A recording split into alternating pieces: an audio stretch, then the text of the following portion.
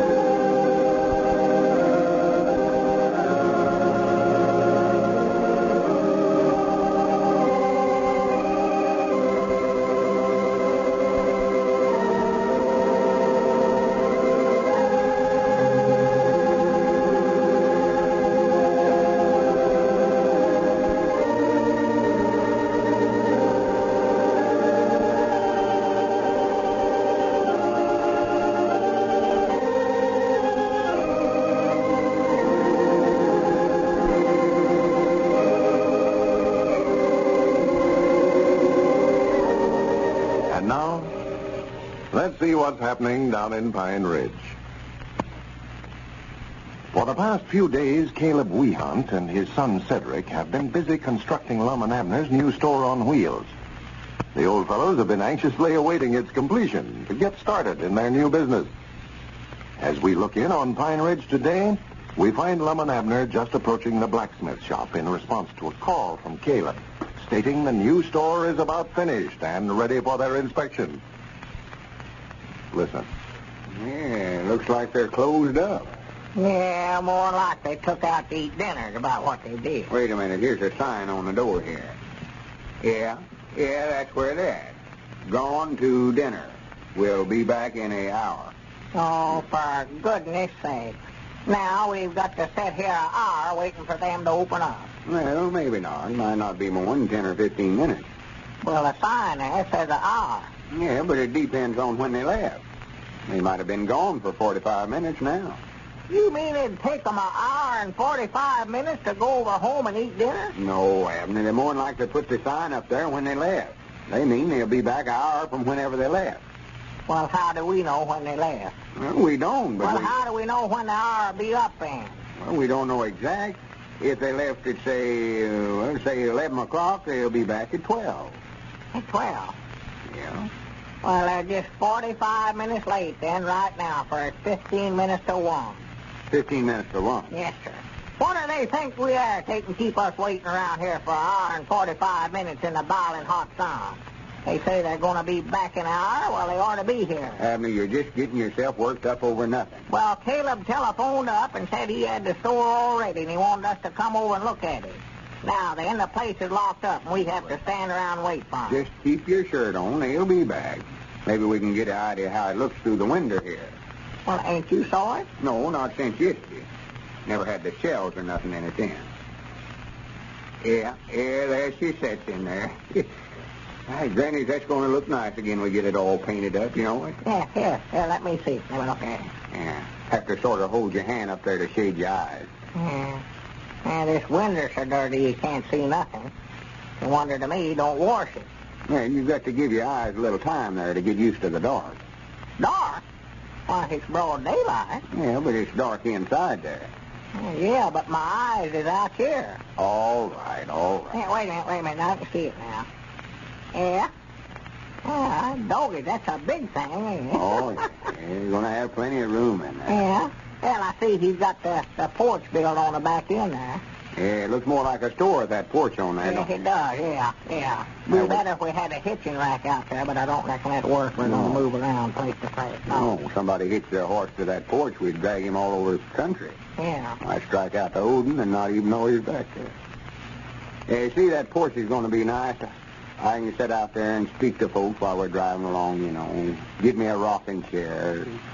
Porch swing would be nice out there, too, you know. Well, you're aiming on me doing the driving, huh? Well, Well, for goodness sake. Huh? I wish you could see your face. What's the matter? Your face there. Must have got it off the window there. Black all over your nose and forehead. Oh, for goodness sake. Well, don't wipe it off on your sleeve that way. Take your handkerchief.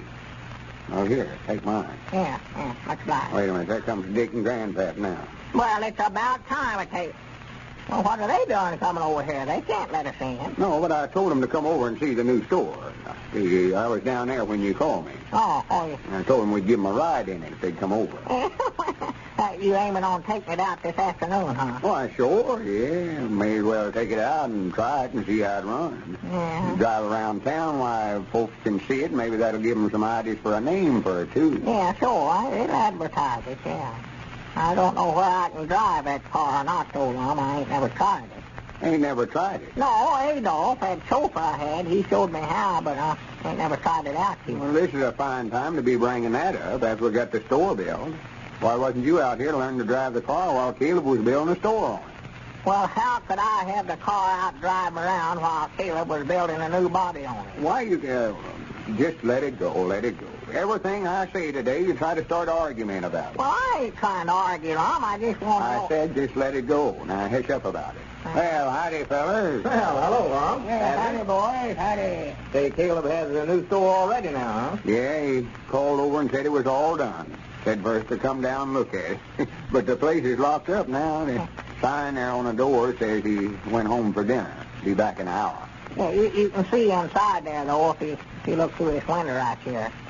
Be careful about putting your face up against that glass. You get black all over yourself. Yeah, you better look in right here. Here's a spot Abner's already got cleaned off for you.